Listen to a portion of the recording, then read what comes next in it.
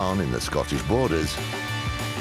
Buying opaline lights is like having a bacon sandwich. You can't walk past them. It's always nice. And after time away from the temptations of the auction room, a giant Sussex furniture sale has him bidding hard. Are we all done? Oh. Fair warning online. Knock it down, knock it down. To 175. Excellent. We've just made our money. Just overloaded the van. Drew Pritchard is one of Britain's leading decorative salvage dealers. Whoa, this is great. What a wonderful house. He's on a hunt for weird and wonderful objects. I'm like that. Oh, it's a stonker and it's really beautiful. It's a brilliant piece of engineering. In his search for treasure, Wow, it's hot in here. Oh, now you're talking. he bargains hard. 200 quid. I've got to ask. And there's nothing he won't buy. Sold.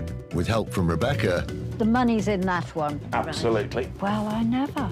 and a team of renovators, I can see some gold. he transforms thousands of items, from junk to gems. Drew has built a successful antiques business on the ability to make a lightning-fast decision to buy. But each decision depends on meticulous calculation, factoring in everything from transportation to restoration costs I love that. It's looking great now. in just a matter of seconds. So when I'm looking at an item, very, very quickly, the same as every other dealer in the world, I have to weigh up, A, can I turn a profit on it? B, how much money is going to have to be spent afterwards? I have to factor in shipping, photography, restoration. I've got staff to pay for. I've got finances on vehicles, vans, forklift trucks, pallets. Pallets aren't free, you've got to pay for those. Shipping blankets, bubble wrap, sellotape. It goes on and on and on. And then right at the end, I get paid. And keeping all important margins in mind can take an iron will, especially when faced with a seller who knows your weaknesses. Today, the boys are heading 80 miles south to Aberystwyth to visit a dealer who has known Drew for 2 decades. We're off to see Alistair, West Wales Antiques. Alistair has been somebody I've been dealing with for about 20 years now. Do you know how we used to communicate at first? Go on then. By letter with photographs in the letters, and he used to send me photographs, right, of things he'd found, and then put them in his mum's front garden. And I'd come down in my old van and pick them up. But things have changed. He's moved on a lot. A popular seaside resort in the Victorian era, attracting holidaymakers from across Wales and beyond, Aberystwyth was also prosperous in the 17th century, when the Royal Mint produced coins at Aberystwyth Castle, using locally mined silver. Today, housed in a former 19th century church a few miles outside town, is another collection of treasure, thanks to the hobby turned profession of former postie Alistair Driver. I'm an online business, so it's all on social media and the website. I work out of this fabulous church hall, which really suits my stuff. It's great for my photography. I've also got a spillover shed at home, which is appointment only. My personal taste is Welsh antiques. I love Welsh furniture, Welsh items, and I just like local things. I've known Drew since he had hair, you know, it's been that long ago. He buys off me regular, and we always have a bit of banter, a bit of a laugh, and I'm really looking forward to it, and I'm sure there'll be a few bits here for him today. All right, boys. Hi, how are you? All right, T. All right, Drew. Hello, mate. How you doing? Welcome to Capelbanga. Thank you very much. Come on inside. Keen to have a look? Yeah, always welcome. New location? New location. Come on in. Whoa, this is great. We've got a nice mix in here for you today. Mate. I've known Alistair for 20 years. We've been dealing with each other. But I've never been to his new building he's using, which is this stunning little church hall. Alistair deals in a lot of antiques that come locally to him. These are the guys you want to know. They're turning out houses every day. They're getting offered stuff. You know, the minute they wake up in the morning till the time they go to bed at night, there's stuff coming over their phone. Oh, my mate's dad's clearing a house. My friend's just bought a house as a farm, this, that, and the other. You want fresh stock. You want things nobody's seen. And that's what Alistair's good at. Just had a house call yesterday. Have you? So there's some stuff here that's Literally just Geez, come in. I've been buying these off you for Yeah. I since God was scattered a a lad. few of them about because I thought you might. I do love these things. You're a sucker for your blankets, aren't you? I do. Yeah. I really like one. That's an unusual colour. That's nice. Yep. Campaign. I think, yeah, washstand they call them, don't they? Yeah. But normally what kills them is the top tier's got a hole in, but that one Yeah, it's hasn't. not had it. No. You've got some good stuff, mate. Thank you very good much. Stuff. Coming into the church hall with Alistair and tea, and it's not just one thing. I'm seeing dozens of things that I like the look of. But one thing is this wonderful three-tiered campaign trolley that we have here. But my word, is it a good one? And Alistair points out the big thing on this, why it's so good, is there's not a hole in the middle for a bowl, because that's what they usually had, a bowl in the middle to shave with and wash from. It doesn't have it, so it's much more usable, way more usable. This teak and brass three-tiered trolley was originally a shelf unit. Its practicality and portability are hallmarks of 19th century campaign furniture. Designed to offer home comforts to British Army officers during military campaigns across the Empire. Likely to have been produced by the London-based Army and Navy Store, originally a cooperative society for military officers and their families. It could be worth around £700. So this is campaign type furniture. It's exactly what you need when you're getting shot at, isn't it? Bring the cake trolley. Put it together. All right, so what are you looking at for this then? Right. The death on that has got to be 280. Sold. Thank you. Yes, lovely, Yeah, thank you. It's worth that, isn't it? It all is. day long, and there's plenty. I know you got restoration to do, but there's miles Stuff. left in Yeah, that. no, definitely. it's fine. It's fine. Perfect. Lovely. It's £280. Even if I spend that much again doing it, I'm still going to double my money after that. And that's fine. Alistair leaves his things mainly alone. And that's how you want to buy them. And he's reflected that in the price because he hasn't spent any money on it. He's not done any restoration work. Fine. You know, we can do that in-house, and I'm getting something really honest that I can put my spin on. So we will do the work, and then we will sell it on again. And look at that big mirror. That's got all the cabbage on it. I bought that from a house in Pembrokeshire. Okay. Yeah. What are you asking for that? That is expensive. That's No, it's not. It's 1,100. right. Okay. Up on the stage is an overmantel mirror, and it's got what we nickname in the trade cabbage leaves, basically, sprouted all over it. And it's very basically done, almost childlike. Behind it, there's some faux bamboo. Really like that. That's great. Then the colour and the gilding that's worn through is absolutely bang on. The timber frame of this overmantel mirror dates from around 1880 and would have been layered with a plaster-like paint known as gesso, which was then extravagantly carved and gold leaf applied. The incorporation of bamboo comes from the influence of China on the English design imagination, which began a century earlier. It could be worth around £2,300. Do with a little bit of a clean to the plate, Yeah. couldn't it? Yeah. Right. Okay. Okay. £1,000 for the mirror.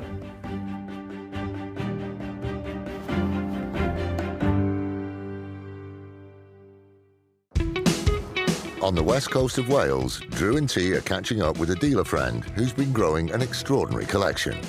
You've got some good stuff, mate. Thank you very Good much. stuff. Drew's tempted by an ornate Victorian mirror, but he needs to get a price that will preserve his margin. £1,000 for the mirror. £1,000 for a mirror. Go on then. Yeah, let's do it. I hardly ever haggle with Alistair. His prices are always good. I think I knocked £100 off the big overmantel mirror because it's a little bit naive in its look, but maybe that's its charm. But it's so authentic. You know, it's never had anything done to it, and I can't tell you how important that is. And does that suddenly, that feeling go all the way around this room? Pretty much everything in this room has not been messed with, no messing around, good price, honest pieces, sold fairly. So, nice Welsh blankets. I like the middle one there. I like the one That's underneath. nice.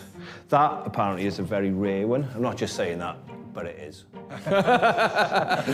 Can we get that rare blanket out and have a look? Just want to open it up and have a look, see if there's any damage. Damage is the key with these things. It was good, unless the mice have been at it last night. It should be really good. He's found a little hole. No, that's not a hole. That's just. That's a hole next to another hole. Moth infestation, Alistair. What are you asking for that? 240. And the one, that one yellower down there? That is massive, huge. 250. Okay. Today, there are only a handful of mills in Wales still producing the iconic double-sided tapestry blanket. Drawing on a centuries-long history of home-based spinning and weaving skills. Historically, every designer would create their own combinations of colour and pattern. And with an increase in popularity of traditional products, these examples could be worth around £700. Can we have a look at this as well? Yep. But it is huge, isn't it? It's about a third bigger than normal, isn't it? Yeah. And the other. Bit tatty. See? How much was it? This one is 250 would be the best on that. The other one was 240, this is 250. You're getting a lot for that extra £10 here, aren't you? I'm not getting the 2 holes of the other one. Yeah, please, I'll take Yeah? it. Yeah, Cool. Yeah, that's fine. That's fine. Surprise, surprise, another Welsh blanket. It's a big, double-sided Welsh pure wool tapestry blanket. Really nice colour, really oomphy. The condition's dead right. It's got the little maker's embroidered label to the corner on it as well. Yeah, bang, we are making money all day long, as is Alistair. That's how this should be. Can we go and have a look at your house? Of course you can. Yeah? It's only down the road, isn't it? No worries at all. Yeah, it's only down the road. A fantastic morning buying with Alistair, but now he's saying, well, come back to my house. It's only round the corner. That's where I'm used to going. He's got a building in his garden there that he uses for storing some pieces. Let's go there and have a look. Come on through, guys. So this is my cabin in the garden. Hey, Yeah, so it's sort of this a looks little great. I haven't storage. been here for a while. Mate, this looks... You've really been grafting. This looks really good. It does change all the time in here. Man. Yeah. Benny Hill. I bought that sign, right, with you in mind. Did you really? I did. Benny Hill. You've got to put your hat on. You've got to put it the hat wrong on. way round. There you go. And you've got to pull your glasses down and run around the garden chasing somebody. And I'll sell it you cheap. Wow. Just brings a smile to your face, doesn't it? Is that what I think it is? It Is that what a you think. new old stock Welsh New blanket? old stock. There's a bone on Is that top of it. fiberglass? Yeah. It's an educational. Don't want to bone, see yeah. the dog that left that there. But yeah, the blanket's new old stock. It is. How much is that? 280, Drew. It's got to be 280. It's original label. Never seen one like that. No, I know. That came from south of the county. First thing we spot is new old stock NOS Welsh blanket from the Deru mill. In the bag with the original paper label, clearly never been used, absolutely mint. 1960s looking at it. After the Industrial Revolution, Wales's wool industry, which had thrived due to its role in clothing enslaved people in North America and the West Indies, was not as quick to mechanise as the north of England, leading to mill closures which continued into the 20th century. Still in its original packaging, this pristine quality blanket comes from a now closed mid-Wales mill and could be worth around £400. 280. Yeah. I don't want to take it out of the bag and damage it again, Ali. No, I have taken it out of the bag just to give it the once over, and it is good. The colours are good. No holes, no rips, no tears, no stains. 280. 280, yeah. Yeah, I've got to have that one. Got to have that, yeah. You're not going to find another one in the bag with a label here. I've never seen it before. No. Look at the smile on his face, Steve. He asks a very reasonable £280. Now, we used to buy these for 50 quid and sell them for about 120, £280. Now, they have gone up hugely. They're easily tradable. There's thousands of them around. They're just a joy to have in your house. OK, mate. Right, yeah, we're done. Brilliant. If we can start loading the van up now. And we'll have a cup of tea. Excellent, yeah, put the kettle on. Let's do it. Thank you very much. Today's been really good. I bought more than I thought I would. It's always good to see Alistair. It's always good to come down into mid-Wales. It is achingly beautiful. And we did our job well today, both of us. Alistair had things that I could buy at the right money and make money from. I could advance them with some work and some time. So he's making his money and he's allowing me to make mine. Good business. Oh, I've had an absolutely cracking day today. I think over the years we've built up this thing between us. I sort of give him a price and he respects that, and I always give him room for movement. That was good. Thank you very much. No, for thank coming. you, mate. Thank you. All sorted. Marvellous. Nice That and mirror's tasty. all right. See you again. Brilliant. Alistair, good to see you, mate. Yeah. Take care. Cheers. Ta-ra. Bye-bye. Thank you. Ta-ra.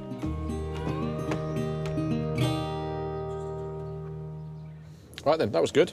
It's always good going to see Alistair, though. All the prices were right. That's like 20 years worth of business with him. And also, I mean, that church hall he's got, Oh, yeah, cracking. it couldn't have looked any better, could it, really? No. Superb.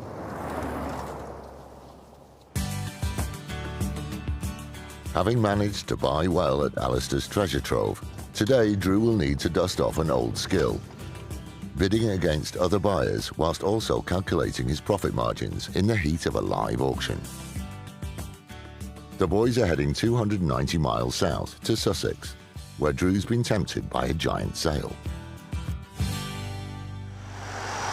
Right, so, Bellman's Auctioneers today, T. Antiques and art sale.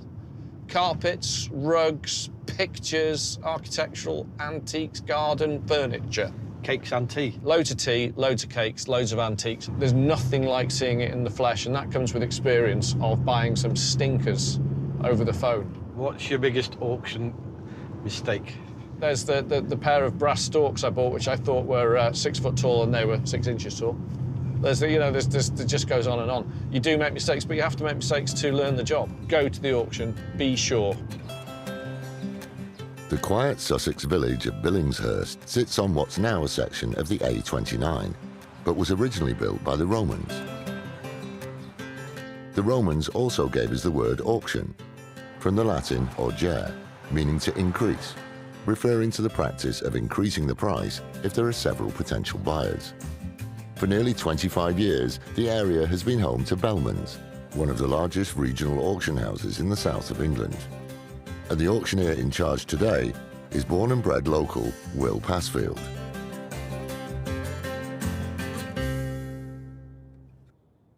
I've been at Bellman's for 23 years now.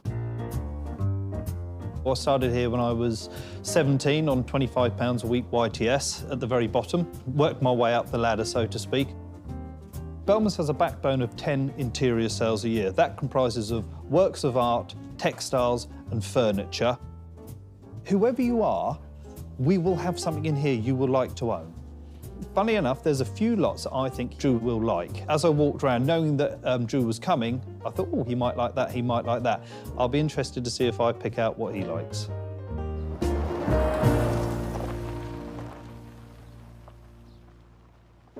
Hello there. Hi, just wondering if I could pick up a paddle?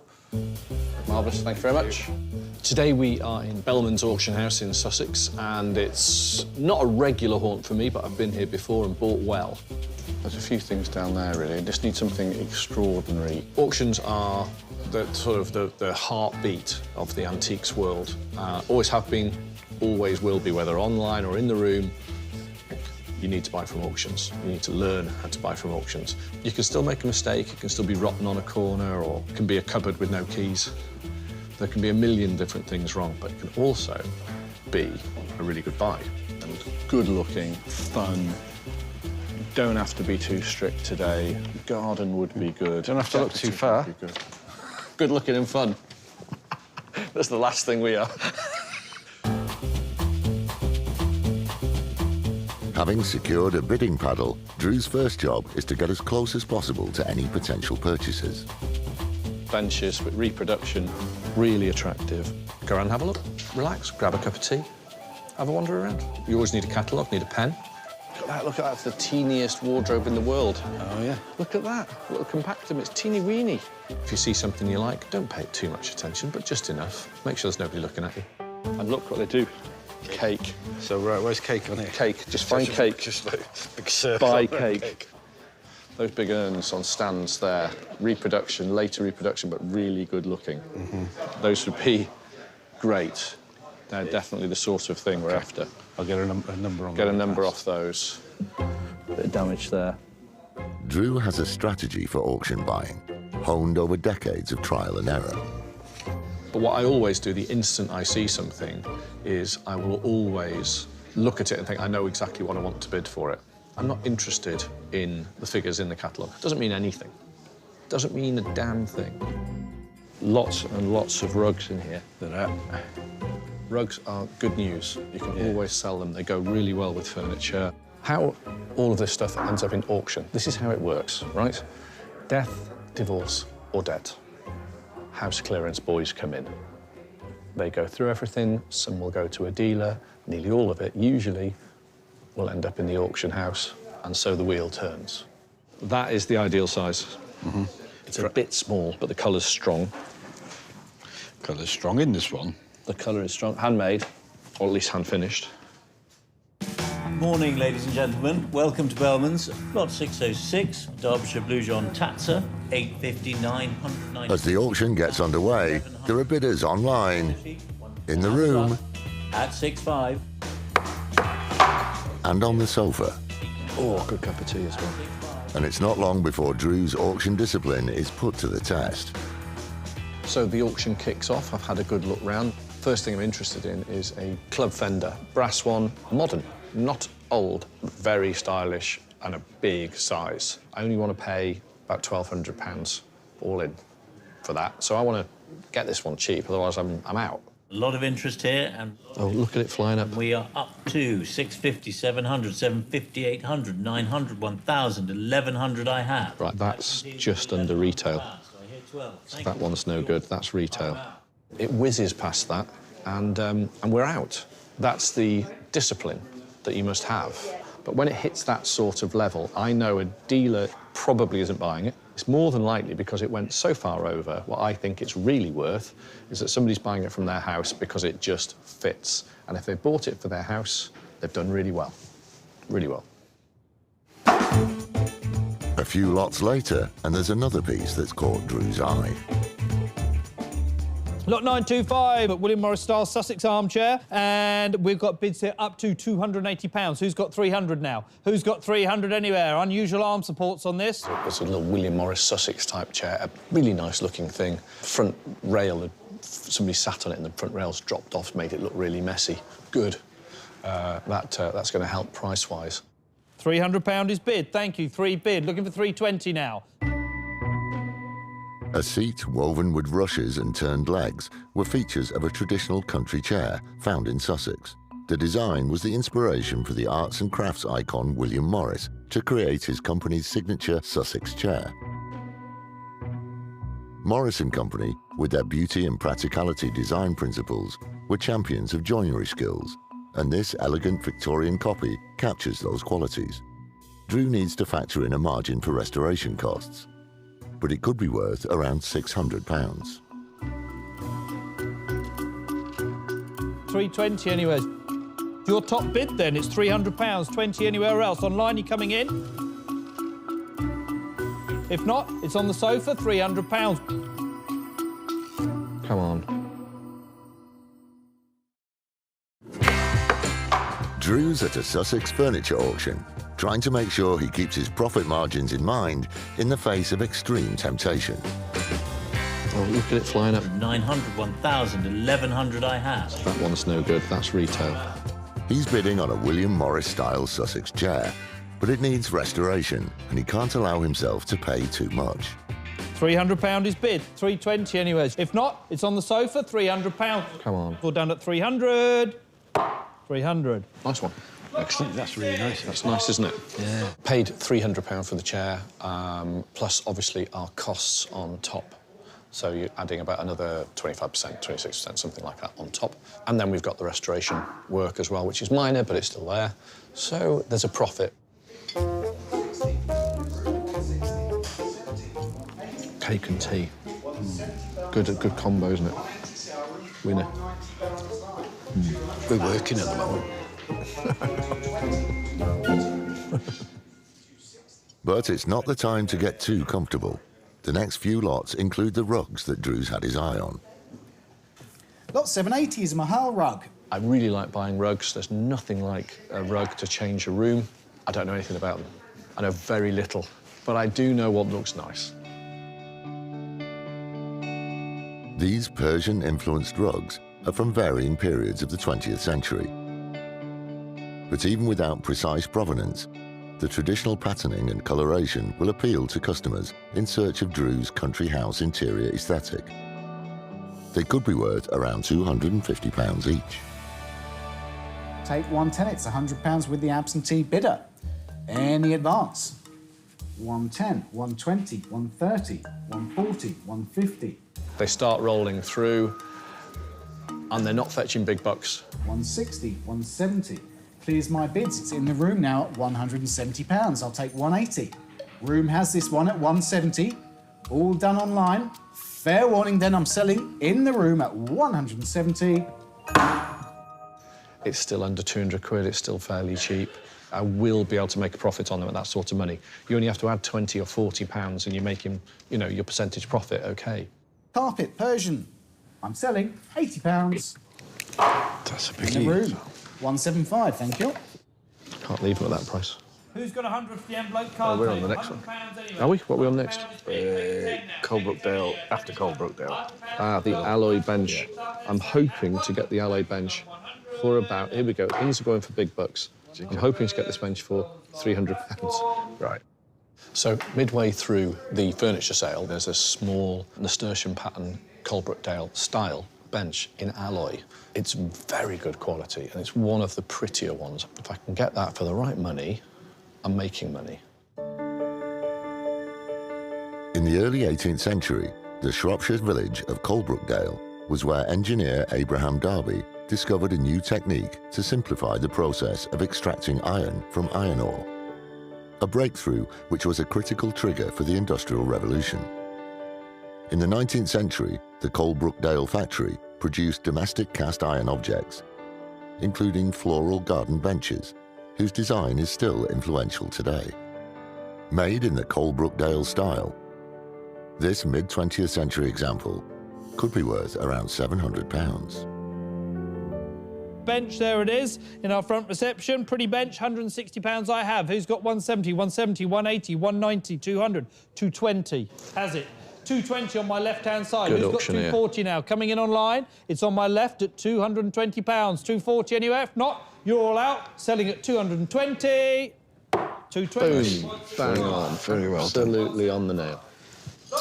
Happy days. I want it for 300 quid, which is for nothing. It's for nothing, but I just thought, well, that's what I paid for it. I don't want to pay any more for it. Boom, gets knocked down to 220. I ended up getting it for it, plus the tax. Happy days. Pair of carved stone acanthus moulded There you go. jardinières. These are us. Let's see. The last lot on Drew's wish list today are the elegantly aged stone urns he spotted when he came in. In the room at 380. Come on. No, internet's quiet. It's in the room at 380. come on, then. come on. Are we all done? Come on. Fair warning online and in the room, I'm selling for 380 to 175. Lot 1091. Designed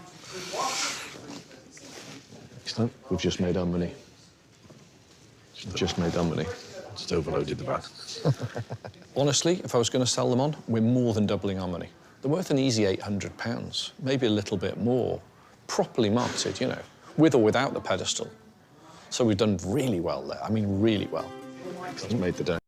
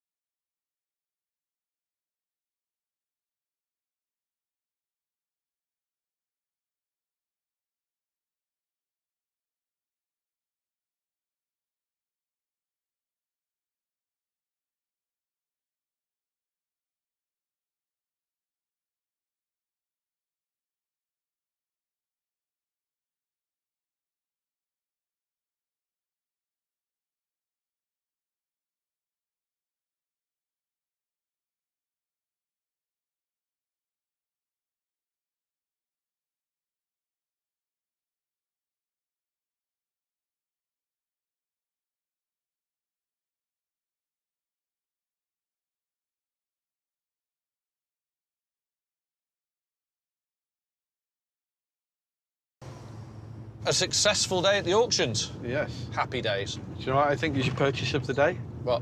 The carrot cake. The carrot cake was very good, wasn't it? Today, the potential of more profitable margins is taking Drew and T north, 200 miles on the road to Gretna Green in the Scottish borders. The road ridden for centuries by eloping couples in need of a rebellious wedding. Right, so we are today, T, just outside, as you can see, Gretna Green.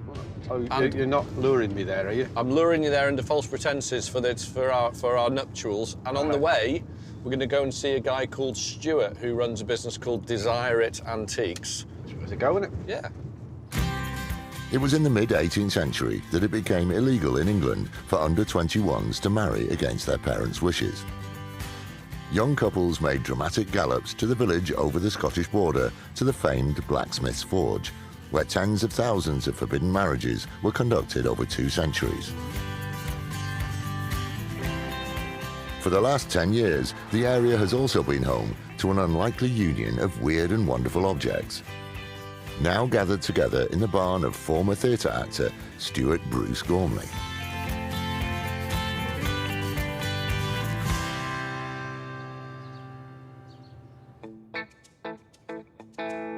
I've always loved putting 15th, 16th century with 20th century. So it's always been quite an eclectic mix. I've always personally loved quite folky furniture, quite raw, edged, gnarly wood. I used to do a lot of stage acting, musical theatre, so I got a love for vintage clothing whilst I was doing that, which really then led into what we see today, decorative antiques. It's a privilege to meet the two chaps. I've watched Drew for all the years that he's been on television. Eventually he's coming to find us today, so really looking forward to it. How you doing? Very Stuart? good. Yeah, Stuart. How are you? Good to meet you, Drew. Yeah, right. Nice to meet you. Good to meet you, T. Right then, I just want to get stuck in. I want to go and have a look. Get yourself in. After you. Yeah. Have a rummage. Thank you. This is great, isn't it? So working from home. Yeah, working from home. I've got a Marvellous. huge commute these days. So we've only been here 8 months. Do clothes as well? Yeah, I used to do a lot more clothing before I came here. I used to deal in antique vintage clothing, supply, theatre, TV. So you've got all sorts here.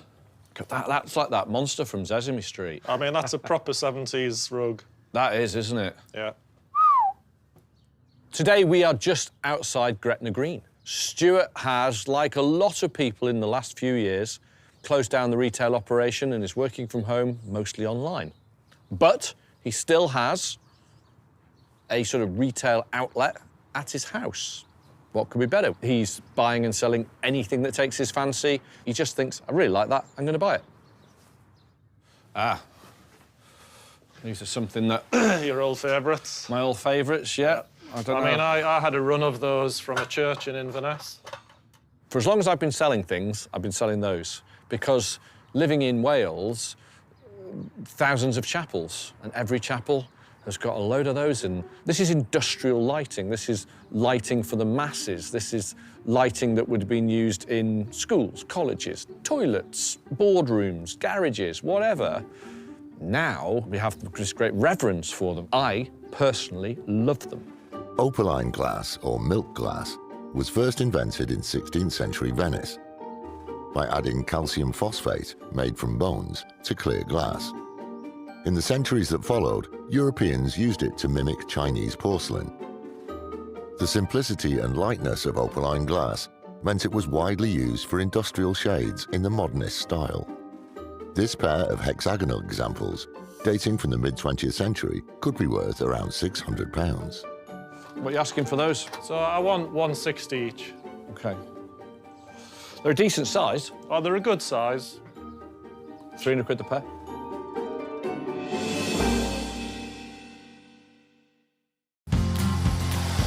In the Scottish borders, Drew's trying to do a deal on 2 opaline glass lights, originally from an Inverness church. What do you say, 160 each? 160 each. 300 quid the pair. Yep. Sold. Thank you very much. These are good size. These are big ones. You know, big, nice big 18-inch size, which is the one to have. Buying opaline lights is like having a bacon sandwich. Yeah, you can't walk past them, can you? It's always nice. 160 each, end up 300, for the pair, £150 a pop. We are making money. We're making money at that all day long. Kind of multi-layered, isn't it? Yeah. It is. You've got to walk around a couple of times. That's a nice, nice lamp as well.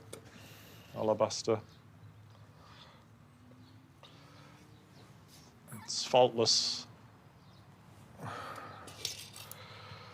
Yeah, I do love these little alabaster plafonniere. This one, when I first saw it, I thought, oh, it's not period, but it is. It is period. Yeah. Yeah. The next thing I come across is this wonderful little plafonniere ceiling light. Now, it's dished alabaster. It's got no decoration or carving or anything. There's no embellishments on it at all. That's a big plus for me. Occurring naturally, calcite alabaster, with its flowing patterning, usually in shades of coffee and rose, has been used for sculpture since ancient Egypt. With the invention of electricity, the plafonniere style was relatively simple to illuminate, which helped it to gain popularity during the Edwardian and Art Deco periods. This one dates from the 1930s, and once restored and rewired, could be worth around £400. What do you want for that one? 200. I'll do you 180. Marvellous. We end up at £180 for it. We will make we'll clean it. We'll make a drop wire for it with a bulb holder, check it's all working correctly, and then sell it, and we'll double our money on that one. These came out of a bank vault in Liverpool. Do they know you got them? I think I've done a couple of bank jobs, but all legal. These things are great. They're great. When you get them, particularly the larger ones like that, when they were in their cases, when they're in their racking. Very heavy-duty stuff. That's a particular interesting thing for me. That came out of one of the tea rooms, the Glasgow tea rooms. Did it? Believe it or not, they were just used for drying the plates. That's a very posh plate dryer. Have you got any history? Sorry, provenance? Well, in terms of provenance, I can't prove it. So there's no provenance. I'll let you take that down, because I don't want to knock everything over. And I can't reach it either. You can't reach it. Yeah. No, I love it. That's really interesting. I do love it. Still looking around, and then I'm looking at a piece on the wall, and it's a plate rack. Stuart sold this, and it was said, you know, X, Y, Z, this is what it is. You know, that's somebody else's opinion. It's not my opinion on it. My opinion on it is completely different. But my opinion is it's very attractive. It's not a lot of money. I can add value by doing a little bit to tidy up the paintwork on there. If it was a piece of Glasgow school architecture, art, furniture, whatever, that was designed by Rennie Mackintosh, it would be a totally different animal. With interiors decorated in iconic style by Scottish architect Charles Rennie Mackintosh, the famous and influential tea rooms in Glasgow were a late 19th century effort to encourage the drinking of tea rather than alcohol. Though it has no provable connection, this Victorian plate rack bears some details in the Egyptian style popular during that period. With some restoration, it could be worth around £330. You've got 225 quid on it. Yeah. I think if it was Mackintosh, we could quite happily say £25,000. Yeah. Easily. What do you want to let that go for? 180. Sold. We'll give it a whirl. Thank you. It's priced at 225. Bought it at 180. That's okay. There is, with a wipe and a clean and a sniff and a bit and a that and the other, it's worth £100 more. So that's what it will be. Okay, great stuff. I think we'll start loading up. Lovely. Today, good day. Couple of really good buys. You know, not going to deny it. We're going to make money. The little plafonniere ceiling light, we're going to add value to that. Bosh, we're making some money. The plate rack, we're going to do some work to that. We'll probably dry scrape it back a little bit, get it ready to, you know, ready to go. Boom, get it sold. And then the big prize of the day was the pair of opaline lights. And they'll sell for a very healthy profit because they're quality. It's been a pleasure to meet the guys, both Drew and T. Yeah, we sold some stuff, which is always a plus. It's really worked well for me, and I hope it's worked well for Drew. There's profit in it for both of us.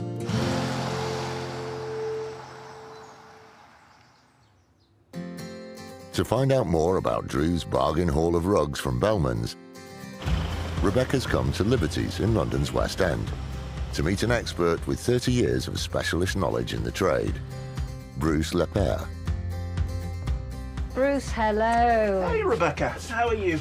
Very well. How can I help you today? Guess what? I need your help on rugs. No problem. Let's go over there and let's have a look. Drew loves buying rugs, but he openly admits that he's no expert on the subject. So I'd love to know, are there any little tips and tricks in valuing a rug? Now, it's so specialised. All I know, Bruce, is that if you see a rug, you'd flip it over Right. and you look. Right. Why? Yep. What am I looking at? So on the back of every rug, these little squares, if you think of them as pixels, the amount of pixels that you have per square inch defines the quality of your rug. But before you define that, you need to know what the rug is made from. So this is an antique rug, and this is wool on wool. So it's got a wool base with a wool pile. Once you then get into understanding what the rug is made from, that then will determine the type of design that you have. So if this was a silk on silk rug, you can have a lot more clarity, many more pixels per square inch, and therefore the design that you have would be much more curvilinear, much more floral in design. So again, if you think of them as pixels, the more pixels, the more design you have, the finer you have. Whereas on a tribal rug, because it's wool on wool by the very nature of weaving, you cannot produce a tight knot. Because it's chunkier. It's much, much chunkier. So therefore your design will be much more geometric. Got you. Well, you travel the globe. Yep. Drew travelled 300 miles, right, to go to the auction house. Yep. So I'd be really interested to show you these images. Fantastic. Shall we go and make ourselves more comfortable on my silk rug? That'd be lovely. Excellent. Thank you. Bruce believes the first two rugs Drew bought are fairly modern and from Iran. And rug number 3. Much more interesting. So this is a silk rug and comes from the city of Kashan, also in central Iran. Probably around 1920s. If it's in good condition and has no real wear or no real issues, you can get a good price for that. So the money's in that one? The money is in that one, absolutely. Right. Well, I never. Well, Bruce, I have had a gem of a lesson. Well, you're welcome back anytime, Rebecca. Thank you so much. Thank you.